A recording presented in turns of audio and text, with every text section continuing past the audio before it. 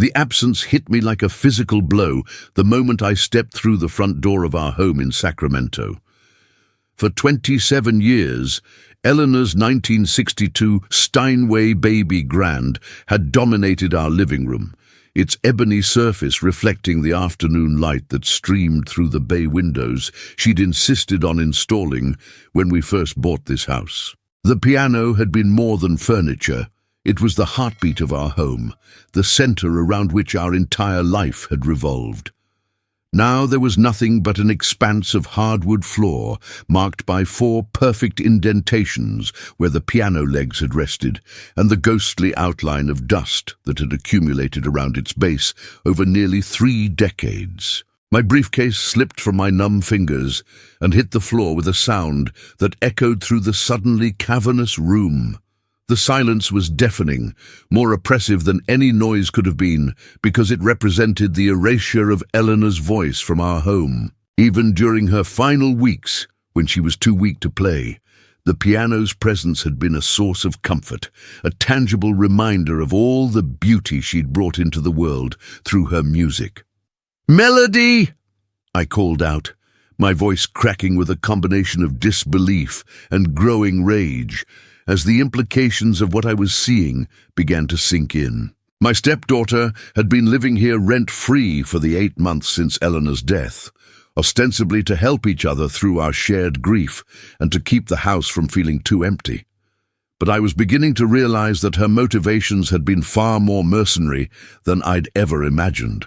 The girl had expensive tastes that her job as a part-time yoga instructor couldn't possibly support, and I'd noticed her eyeing Eleanor's belongings with an appraiser's calculating gaze during the weeks following the funeral. I'd attributed it to grief. People processed loss differently, and some found comfort in tangible reminders, while others needed to clear away painful memories. But this felt different. This felt like deliberate desecration of everything Eleanor had held sacred. The piano hadn't just been an instrument to my late wife, it had been her confidant, her therapist, her means of expression when words failed her. She'd told me once that the piano held every emotion she'd ever felt, every dream she'd ever dreamed, every prayer she'd ever whispered into the darkness. The sound of footsteps on the stairs was deliberately slow, as if Melody was buying time to prepare her defense, or perhaps simply didn't care enough to hurry. When she finally appeared in the living room doorway, she was dressed in an expensive-looking outfit I'd never seen before. A designer dress that probably cost more than most people spent on groceries in a month, paired with shoes that looked like they'd come straight from a Fifth Avenue boutique. Her hair was perfectly styled in an elaborate updo that spoke of hours at a salon, and her makeup was applied with the kind of professional precision that didn't come cheap. The overall effect was stunning, but it also struck me as grossly inappropriate given what had obviously transpired in my absence. She looked like she was dressed for a celebration, not like someone who had just committed an act of unforgivable betrayal against the memory of the woman who had raised her since she was 7 years old. The contrast between her radiant appearance and the devastation she'd left in her wake made my stomach turn with a mixture of nausea and blind fury. "Oh, Thomas, you're home early," she said with the kind of casual brightness that people use when they're pretending nothing unusual has happened. Her voice carried no trace of guilt or acknowledgement of the enormity of what she'd done, and she made no attempt to explain the obvious absence of the piano that had been the centerpiece of our home for longer than she'd been alive. Instead, she busied herself with checking her phone, scrolling through what appeared to be wedding planning apps with the same casual attention she might give to checking the weather. The deliberate indifference to my obvious distress was more infuriating than outright hostility would have been. At least anger would have acknowledged that she understood the gravity of what had happened. This studied nonchalance suggested either complete emotional bankruptcy or a level of calculated cruelty that I'd never suspected she possessed. Eleanor had spent 20 years trying to shape this girl into a decent human being, had poured her love and attention into nurturing what she believed was a fundamentally good heart beneath Melody's surface selfishness. I was beginning to understand that Eleanor's faith in her daughter's character had been tragically misplaced. "Where is Eleanor's piano?" I asked, my voice dropping to the kind of low, controlled tone that people who know me well recognize as a warning sign of volcanic eruption barely held in check. Each word came out precisely enunciated, laden with the weight of 27 years of memories and the growing realization that something irreplaceable had been stolen from me while I was defenseless to prevent it. The piano had been in Eleanor's family for 3 generations before she'd inherited it from her grandmother, a concert pianist who had performed with symphony orchestras across Europe before immigrating to America in the 1940s.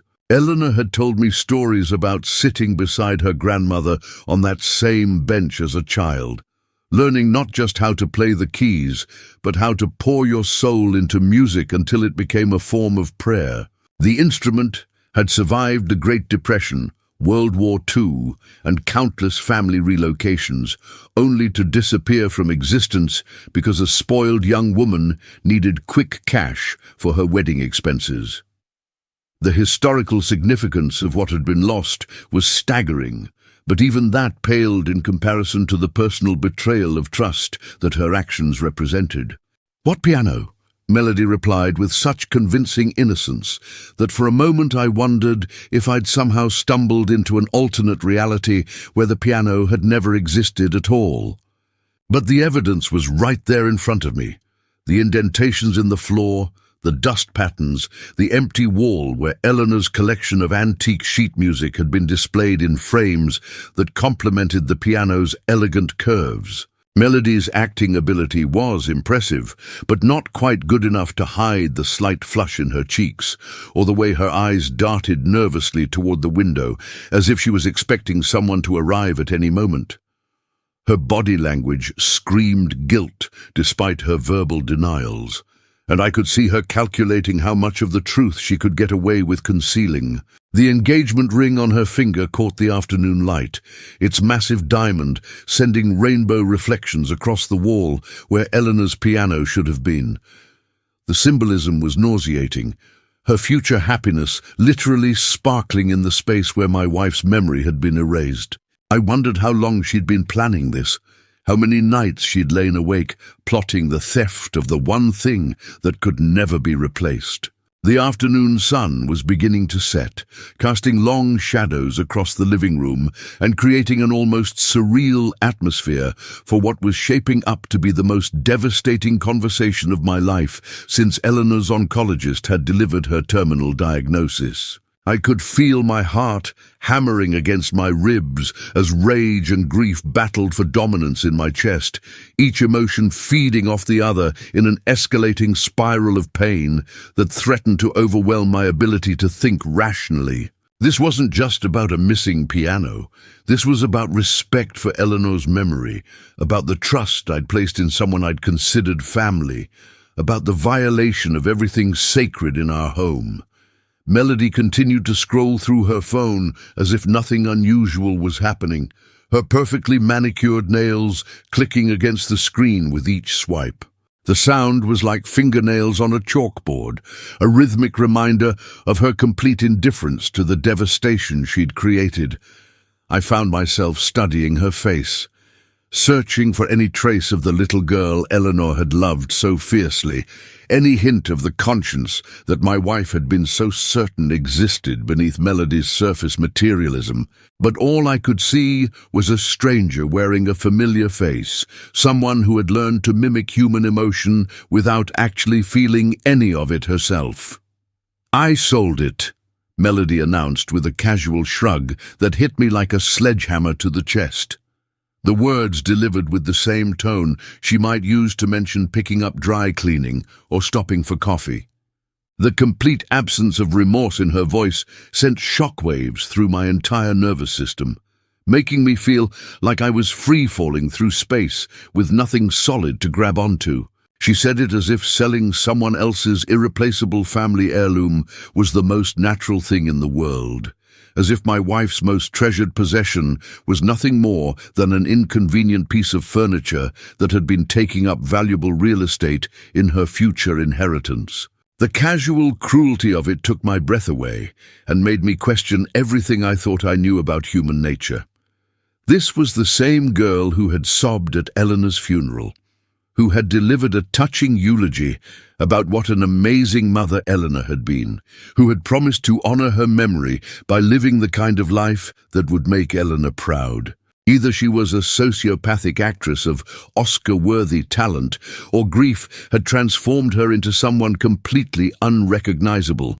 Neither possibility offered much comfort as I struggled to process the magnitude of what she'd just confessed to. "You sold Eleanor's piano," I repeated slowly, my voice sounding strange and distant even to my own ears, as if the words were being spoken by someone else entirely. The sentence felt impossible to say, like trying to speak a foreign language where every syllable fought against my tongue and refused to cooperate with my brain's desperate attempts to make sense of reality. Eleanor's 1962 Steinway wasn't just valuable in monetary terms, it was worth at least $60,000 in today's market. But its true worth was measured in memories, in the countless hours Eleanor had spent at those keys teaching students, composing pieces, and finding solace during the darkest periods of our marriage. The piano had been her sanctuary during our struggles with infertility, her companion during the long nights when cancer treatments left her too nauseated to sleep, her voice when grief over her own mortality rendered her speechless. To Melody, apparently, it had been nothing more than a convenient source of quick cash, as disposable as any other household item that could be converted into wedding funds. The realization that someone could be so completely blind to the emotional significance of such a profound family treasure made me feel like I was living in a world where love and memory had no value whatsoever. "I needed money for the wedding venue deposit," she continued, examining her perfectly manicured fingernails as if they were infinitely more interesting than the conversation we were having about her theft of irreplaceable family property. Her voice carried the kind of entitled petulance that suggested she viewed my shock and anger as unreasonable obstacles to her perfectly justified decision-making process. The wedding she was planning was apparently going to cost more than most people's annual salaries, complete with a destination venue in Napa Valley, a designer dress that cost more than a car, and a guest list that read like a who's who of Northern California's social elite. Her fiancé Bradley came from old money, the kind of family that owned multiple homes and measured their wealth in generations rather than dollars. But apparently even they had limits on how much they were willing to spend on their son's wedding to a girl they barely tolerated. I'd met Bradley's parents exactly once, at a dinner where they'd made their disapproval of Melody Crystal clear through a series of subtle snubs and condescending comments about her artistic background.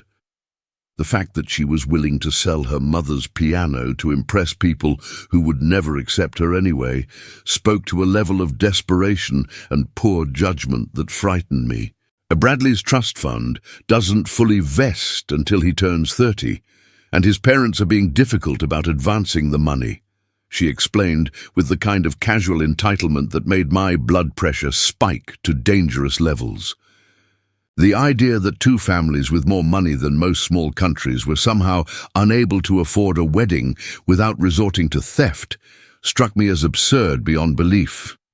But more than that, it revealed something fundamental about Melody's character that Eleanor had either been blind to or had chosen to ignore throughout their relationship.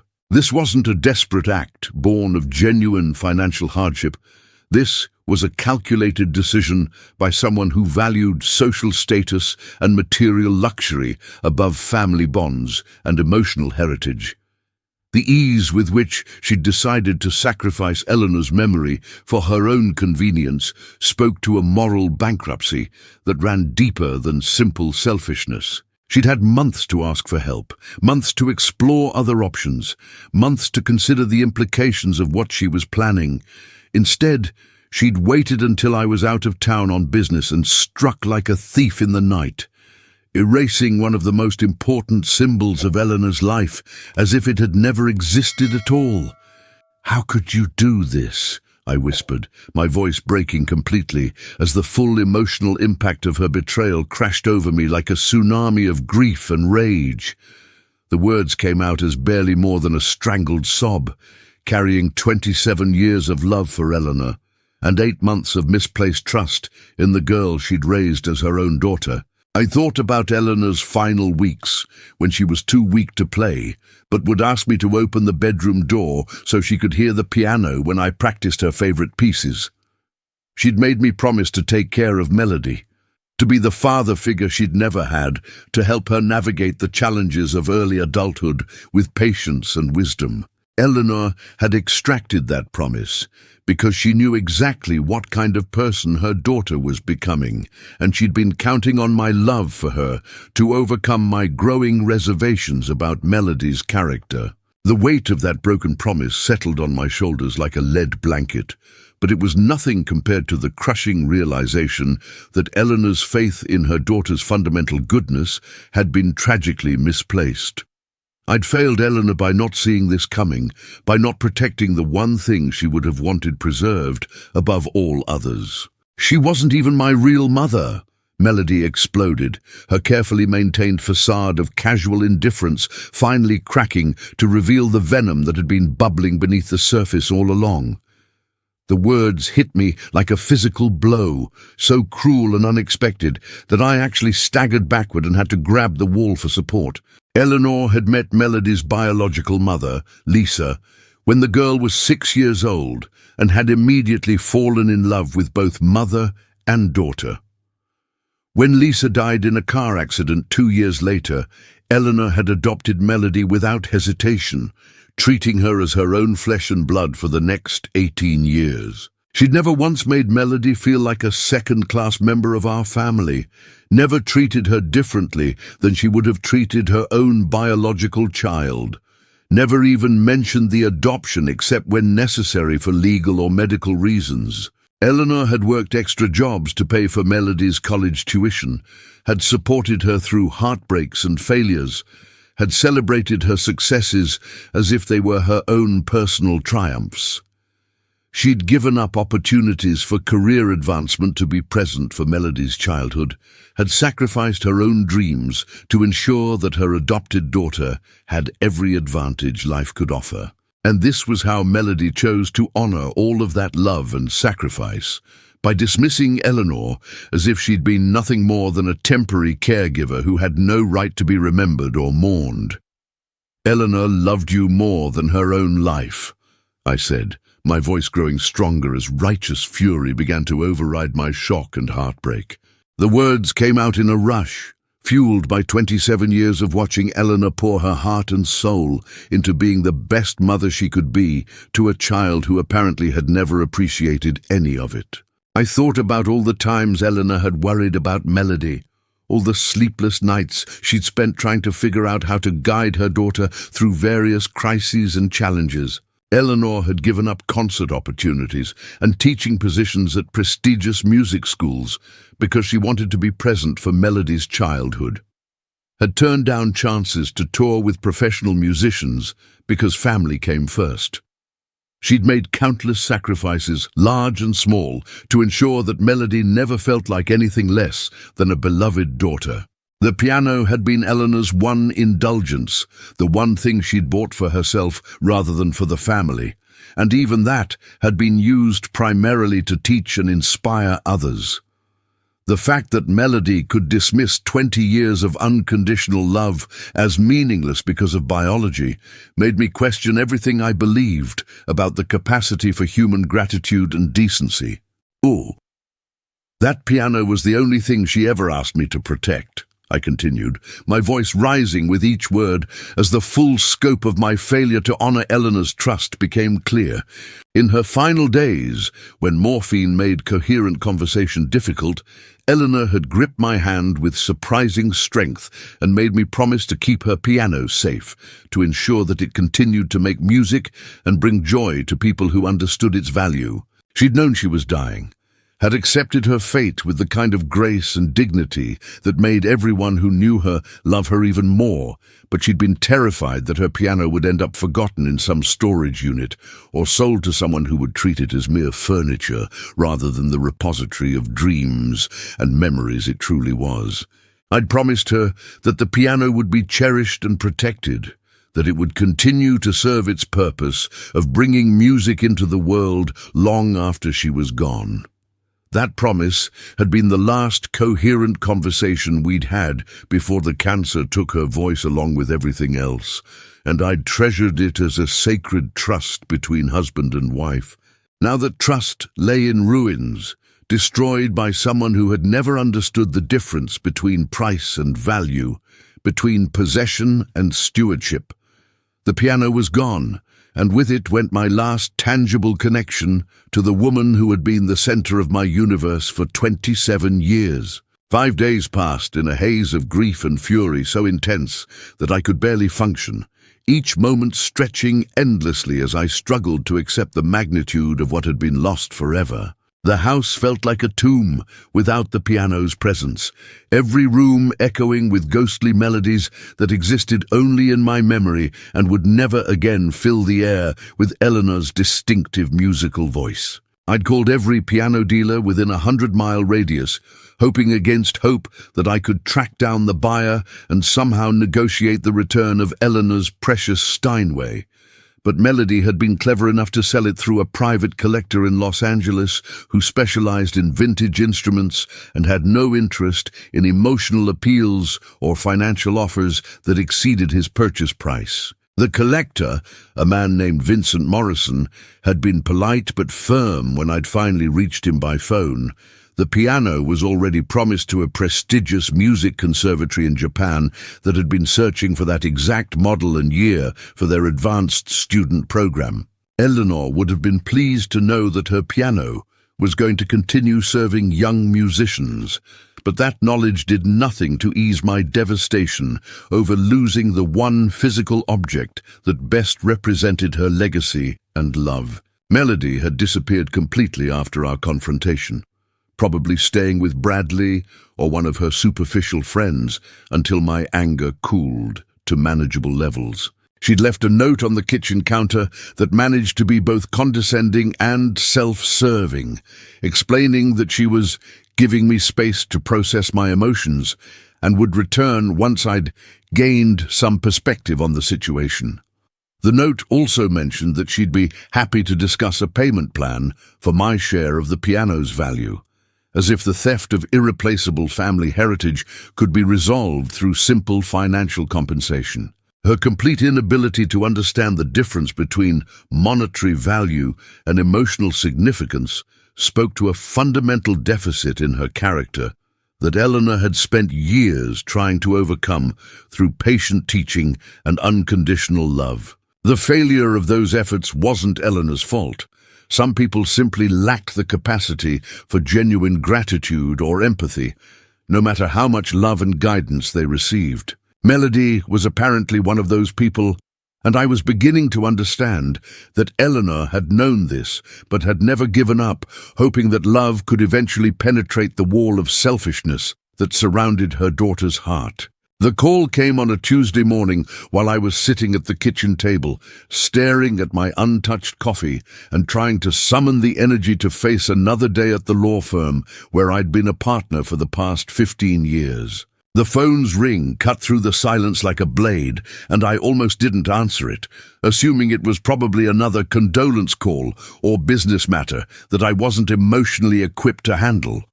But something about the timing felt different, more urgent than the routine calls I'd been avoiding all week. The voice on the other end was warm and professional, with the kind of authority that immediately commanded attention and respect. "Mr. Thomas Henley?" the woman asked, and when I confirmed my identity, she continued, "This is Dr. Patricia Williams, director of the San Francisco Conservatory of Music. I understand this may sound unusual, but I believe we've acquired a piano that belonged to your late wife, Eleanor. We discovered something inside the instrument that we feel you need to see immediately.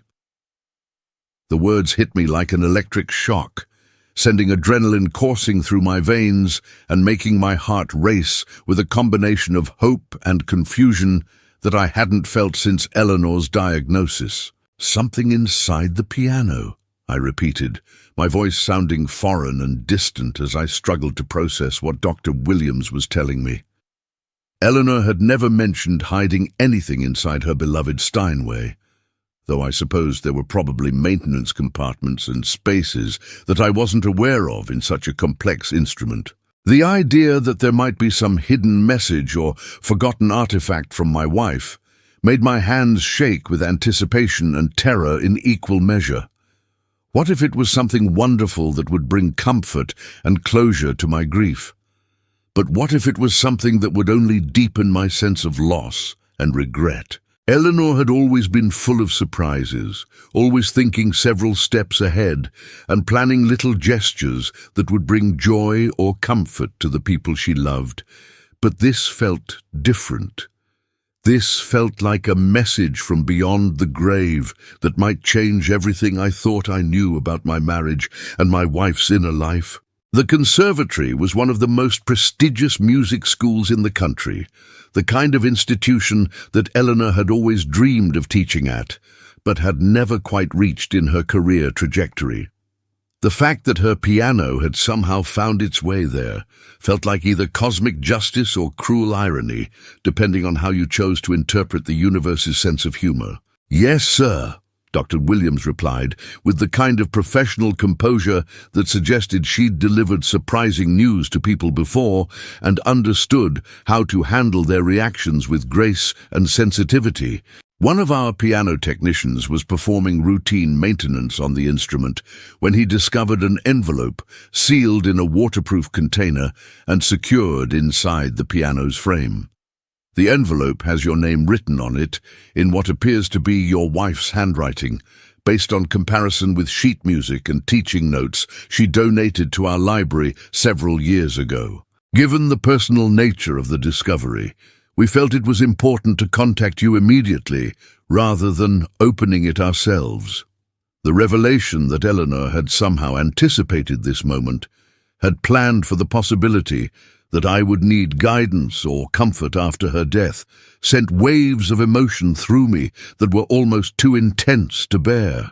She'd always been my anchor, my voice of reason during times of crisis and confusion, and the thought that she might have left me one final message filled me with a desperate hope that threatened to overwhelm my ability to think clearly. But there was also a part of me that was terrified of what that envelope might contain. What if it revealed secrets that would shatter my understanding of our marriage, or disclosed regrets that would make her loss even more unbearable? "I'll be there within the hour," I said, already standing up and looking frantically around the kitchen for my car keys, my coffee completely forgotten and my previous lethargy evaporating like morning mist in the face of this unexpected development. For the first time since Eleanor's death, I felt like I had a purpose, a reason to leave the house and engage with the world beyond my grief and anger. The drive to San Francisco seemed to take forever, despite the light traffic, and I found myself alternating between speeding and crawling along as my emotions swung wildly between hope and fear. I kept thinking about Eleanor's beautiful handwriting, the careful way she'd always shaped each letter, as if every word was a small work of art, worthy of her best effort. She'd believed that beautiful writing reflected a beautiful soul, and she'd applied that philosophy to everything from grocery lists to love letters throughout our marriage. The idea that she'd taken the time to write me a message and hide it in her most precious possession suggested a level of forethought and planning that both comforted and frightened me. What had she known about her approaching death that she hadn't shared with me? What wisdom had she wanted to pass along that couldn't be spoken aloud during her final weeks? The San Francisco Conservatory occupied an elegant building in the heart of the city's cultural district, its classical architecture and manicured grounds speaking to the institution's commitment to preserving and nurturing the highest levels of musical artistry. As I walked through the main entrance, I could hear the distant sounds of students practicing, scales and arpeggios mixing with fragments of classical compositions and contemporary pieces in a symphony of learning that would have made Eleanor's heart sing with joy. She'd always said that the sound of young people discovering their musical voices was the most beautiful music in the world, more precious than any professional performance because it represented pure possibility and unlimited potential. The conservatory's halls were lined with photographs of famous alumni and guest performers, creating a gallery of musical achievement that represented everything Eleanor had aspired to during her own career. Seeing her piano in such an environment would have fulfilled one of her deepest dreams, even if the circumstances of its arrival were heartbreaking. Dr.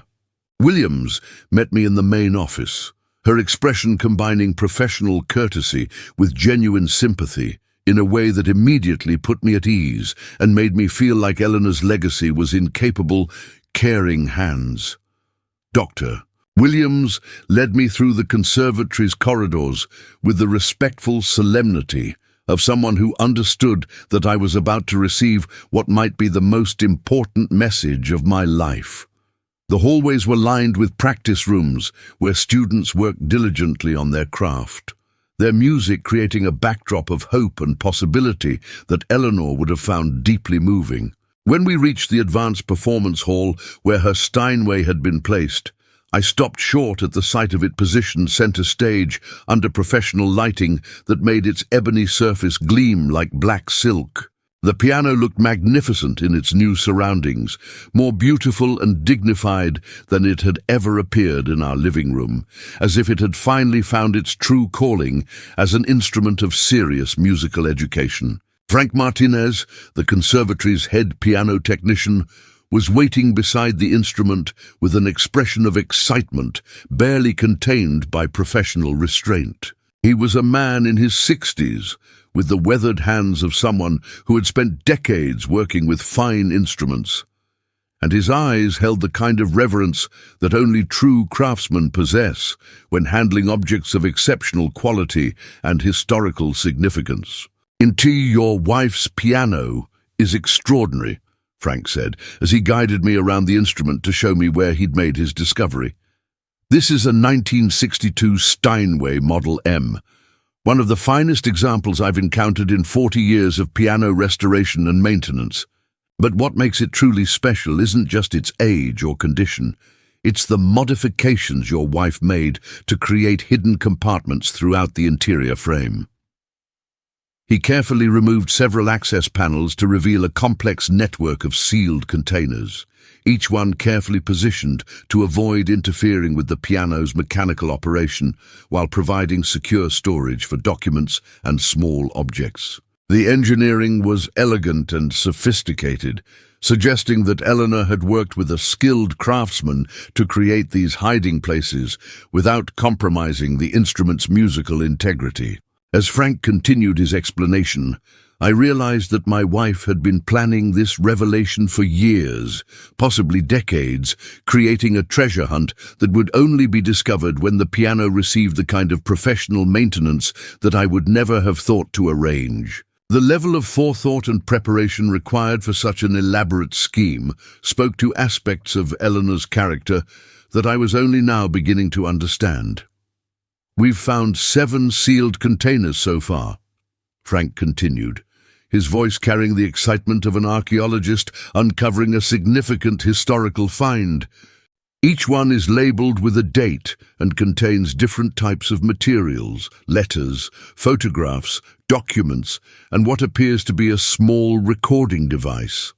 The containers were made of waterproof materials and had been sealed with professional-grade adhesive that had protected their contents from humidity, temperature changes, and the natural aging process that would have destroyed ordinary paper over time." Eleanor's attention to detail was staggering. She'd clearly researched preservation techniques and invested considerable time and money in ensuring that whatever messages she'd left for me would survive indefinitely. The containers were arranged chronologically, with the oldest dated 15 years earlier and the most recent bearing a date just 2 weeks before her cancer diagnosis. The implications were staggering. Eleanor had been documenting our marriage and her own inner life for over a decade, creating a secret history that paralleled our shared experiences while revealing thoughts and feelings she'd never expressed aloud. With trembling hands, I opened the first container, dated 13 years earlier, and found a letter written in Eleanor's distinctive handwriting, along with a small photograph that took my breath away. The photo showed Eleanor sitting at this very piano, but she wasn't alone.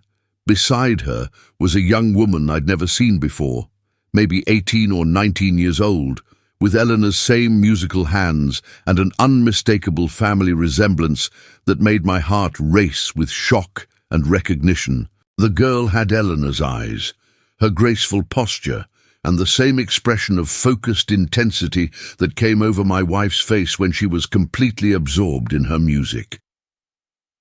On the back of the photograph, Eleanor had written, "My daughter, Rebecca, the baby I gave up for adoption when I was 16. She found me 3 years ago, and we've been secretly rebuilding our relationship ever since. I wanted to tell you, Thomas, but I was afraid you'd think I'd been lying to you about my past. The truth is, I was pregnant when we met, and I was terrified you'd leave if you knew I'd given away a child. Forgive me for keeping this secret." Eleanor! The revelation hit me like a tsunami of emotion, shock, hurt, understanding, and overwhelming love crashing together in waves that left me gasping for air and struggling to remain upright. Eleanor had been a teenage mother, had carried the pain of giving up a child for 16 years before I'd even met her, and had somehow managed to reconnect with that child while keeping their relationship hidden from me throughout our marriage. The complexity of emotions she must have experienced during those secret meetings was staggering to contemplate. The joy of rediscovering her daughter mixed with the guilt of abandoning her, the excitement of building a new relationship tempered by the constant fear of discovery and judgment. I thought about all the times Eleanor had seemed distant or preoccupied, all the unexplained absences and mysterious phone calls that I'd attributed to work stress or family obligations. Now I understood that she'd been living a double life, nurturing a relationship with the daughter she'd thought she'd lost forever, while protecting me from what she perceived as a potential threat to our marriage. The sacrifice she'd made to preserve both relationships simultaneously spoke to a depth of love and selflessness that took my breath away. The letter that accompanied the photograph explained everything in Eleanor's own words, written with the careful deliberation of someone who knew these might be the most important words she'd ever put on paper. Rebecca had tracked Eleanor down through adoption records when she turned 18, initially angry and resentful about being given up, but gradually coming to understand the impossible circumstances that had led to that decision. Eleanor's parents had threatened to disown her if she kept the baby, and at 16 she'd had no resources or support system to raise a child on her own. The adoption had been arranged through a Catholic charity, and Eleanor had spent the next 2 decades wondering about her daughter's welfare while being forbidden by law and circumstance from making contact. When Rebecca finally appeared at her door, Eleanor had been overwhelmed with joy and terror in equal measure. Joy at being reunited with her child, and terror that the revelation would destroy the marriage and life she'd built with me. So she'd chosen to compartmentalize, to nurture both relationships separately, while hoping that someday she'd find the courage to bring us all together as a family. "There are more containers," Frank said gently, sensing that I needed time to process this first revelation before moving on to whatever other secrets Eleanor had preserved for me. Each one documents a different period in their relationship, and there are photographs showing Rebecca's development into an accomplished musician and composer. Your wife was incredibly proud of her daughter's achievements. As I looked at the remaining containers, I realized that Eleanor's final gift to me wasn't just the revelation of Rebecca's existence, it was the complete story of a relationship she'd maintained in secret for over a decade, documented with the same care and attention to detail that she'd brought to everything else in her life. The piano had been the perfect hiding place for these treasures, because it was the one object in our home that represented Eleanor's deepest connection to music and family. She'd known that eventually the piano would need professional maintenance, and when that day came, her secrets would be revealed to someone who would understand their significance and ensure they reached me. It was a plan worthy of a mystery novelist, executed with the precision of a master strategist and motivated by love so profound that it had shaped every decision she'd made for the last 15 years of her life. The weight of Eleanor's secret pressed down on me like a physical force, but underneath the shock and hurt was a growing sense of awe at the complexity of the woman I'd been married to for 27 years. She'd protected me from a truth she thought might destroy our marriage, while simultaneously honoring her obligations as a mother to the daughter she'd been forced to give away. The emotional burden she'd carried alone must have been enormous, and I began to understand why she'd sometimes seemed sad or distracted despite our generally happy marriage. She'd been grieving the lost years with Rebecca while celebrating the relationship they were slowly rebuilding, all while maintaining the facade of a woman whose only regret was our inability to have children together. The revelation recontextualized our entire marriage, casting new light on Eleanor's fierce dedication to her music students and her passionate advocacy for adoption and foster care programs.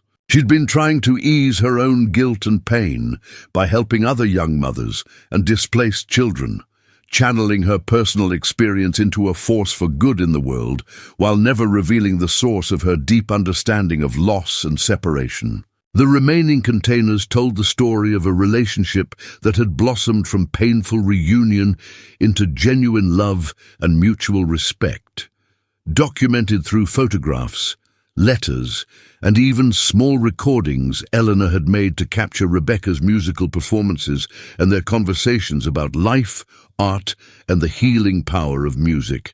Rebecca had grown into a remarkably talented composer and pianist, earning degrees from prestigious music schools and beginning to make a name for herself in contemporary classical music circles. The photographs showed her evolution from an angry teenager to a confident young woman who bore an increasingly striking resemblance to Eleanor in both appearance and artistic temperament. What struck me most powerfully was the way Eleanor's face glowed with maternal pride in every photo they'd taken together, a radiance I'd never seen during our years of failed attempts at parenthood, because she'd already experienced the joy of motherhood and was rediscovering it after decades of forced separation. The final container contained a letter dated just 1 week before Eleanor's cancer diagnosis, along with Rebecca's current address in Portland and a note explaining that she was currently teaching piano at a community college while working on her master's composition degree. "She wants to meet you," Eleanor had written in that final letter, her handwriting slightly shaky but still elegant and purposeful. "I've told her so much about you over the years, about your kindness, your intelligence, your unwavering support for my music career, and your deep capacity for love. She's been curious about the man who made her mother so happy, but she's also been respectful of my need to keep our relationship private until I felt ready to bring everyone together. I know this revelation must be overwhelming, and I know you must feel hurt that I kept such an enormous secret from you for so long. But please understand that I was trying to protect both of you from what I perceived as an impossible situation. I was afraid you'd feel deceived, and I was afraid she'd feel like an unwanted complication in your life. The truth is that you're both precious to me in different ways, and my greatest dream has always been that someday you'd love each other as much as you both love me.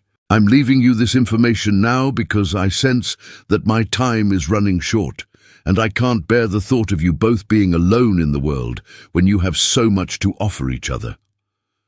The drive to Portland took 6 hours. 6 hours of emotional turbulence as I grappled with feelings of betrayal, excitement, grief, and anticipation that seemed to change with every mile of highway that passed beneath my wheels. I'd called Rebecca from the conservatory to explain who I was and why I was coming. A conversation that had been simultaneously awkward and deeply moving, as we'd both struggled to process the surreal circumstances of our introduction. Her voice had been warm and musical like Eleanor's, but with an underlying strength that suggested she'd inherited my own stubborn determination, along with her mother's artistic sensitivity. She'd been expecting this call for months, she'd told me.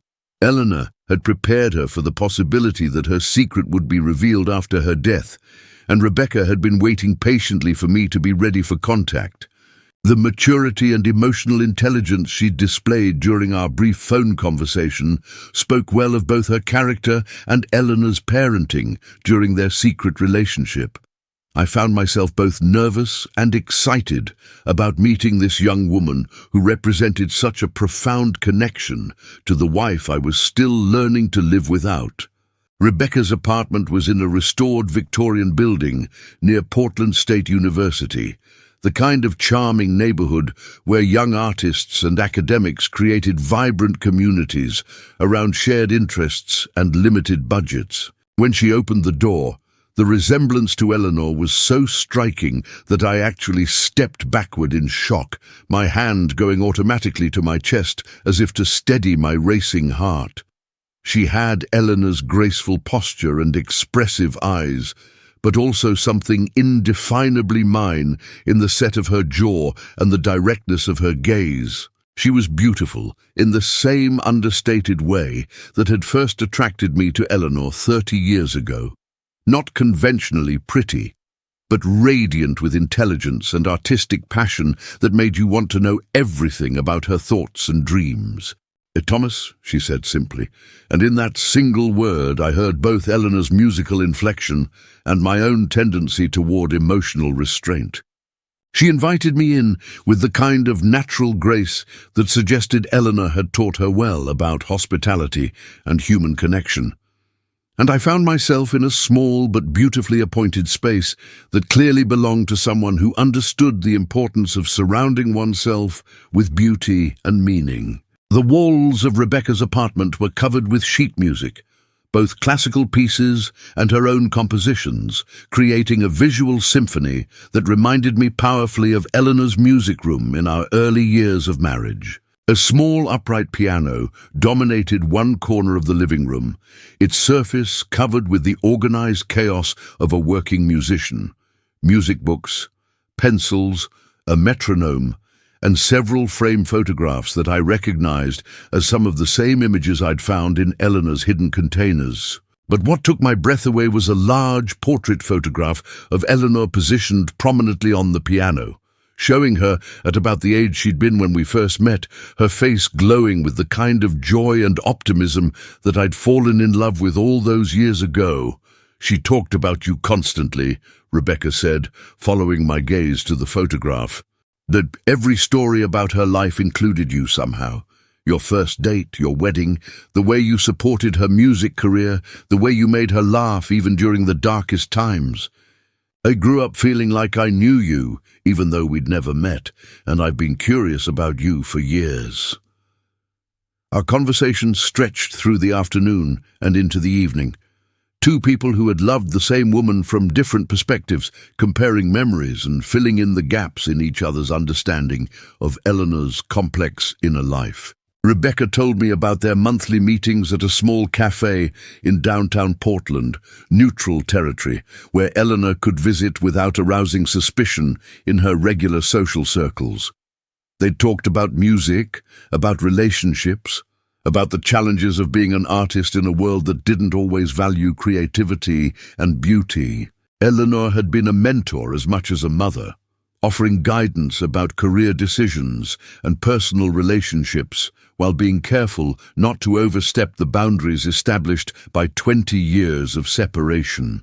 Rebecca, in turn, had provided Eleanor with something I'd never been able to give her, the experience of being needed by a child, of watching someone she'd helped create grow into an independent, accomplished adult. The guilt and regret Eleanor had carried about giving up her daughter had been gradually replaced by pride and joy as their relationship developed.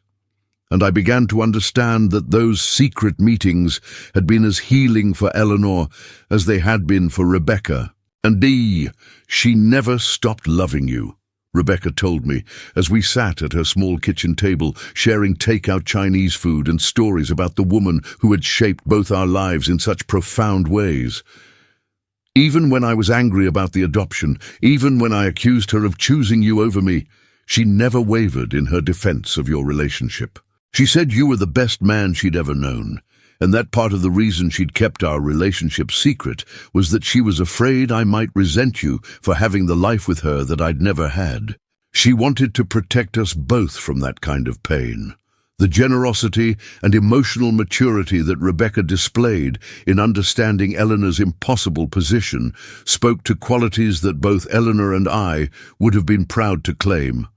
This young woman had inherited the best qualities from both her parents, while developing her own unique strengths through the challenges of adoption and eventual reunion. As the evening progressed, I found myself not just learning about Eleanor's secret daughter, but discovering that I genuinely liked and respected the person Rebecca had become through her own efforts and Eleanor's later guidance. The piano in Rebecca's apartment held its own secrets. Compositions Eleanor had helped her develop, recordings of pieces they'd worked on together, and a small collection of family photographs that documented the relationship they'd built over 15 years of secret meetings. When Rebecca played one of Eleanor's favorite Chopin nocturnes, the same piece I'd heard countless times in our living room, I felt the presence of my wife so strongly that tears came to my eyes unbidden. But these weren't just tears of loss. They were tears of gratitude for the unexpected gift Eleanor had left me, the chance to know and love someone who carried her artistic spirit into the future. As I prepared to leave Portland the next morning, Rebecca and I made plans for her to visit California so she could see her mother's house and piano, to meet the colleagues and students who had known Eleanor in her professional life, and to begin building the kind of relationship that Eleanor had always dreamed we might have. The empty space in my living room suddenly seemed less like a symbol of loss and more like a space waiting to be filled with new music, new relationships, and new possibilities that honored Eleanor's memory while creating something entirely new. Eleanor's final gift hadn't just been the revelation of Rebecca's existence. It had been the chance to discover that love could multiply rather than divide, that family could expand rather than contract, and that even death couldn't diminish the power of a woman whose wisdom and foresight had created connections that would last long after her voice had been silenced. 6 months later, Rebecca moved to California to complete her graduate studies at UC Davis while living in Eleanor's music room, which we converted into a small but comfortable studio apartment. Eleanor's Steinway was donated permanently to the San Francisco Conservatory, where it serves as the centerpiece of a scholarship program we established in Eleanor's name for young musicians from disadvantaged backgrounds. Melody never returned to claim her belongings, sending movers instead to collect her possessions after marrying Bradley in a lavish ceremony that was featured in society magazines but apparently provided little actual happiness. The contrast between her empty grandeur and Rebecca's quiet purposefulness could not have been more striking. On quiet Sunday mornings, I often sit beside Rebecca as she plays her mother's favorite pieces, and I can feel Eleanor's presence in the music that fills the space between us.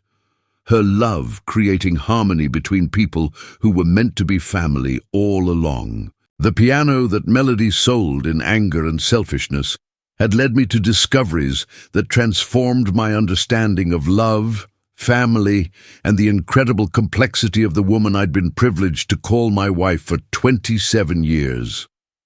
So, what did you think of this story? It was an emotional roller coaster, wasn't it?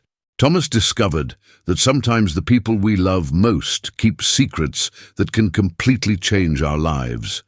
If you were moved by this story, leave a comment below telling us how you felt. We love reading each and every one of your comments. If you haven't subscribed to the channel yet, go ahead and hit the subscribe button now.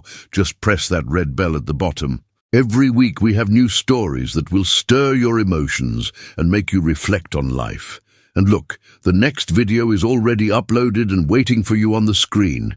It's an even more impactful story that will leave you speechless. Click on the video that's showing and I'll see you on the other side. See you later, everyone.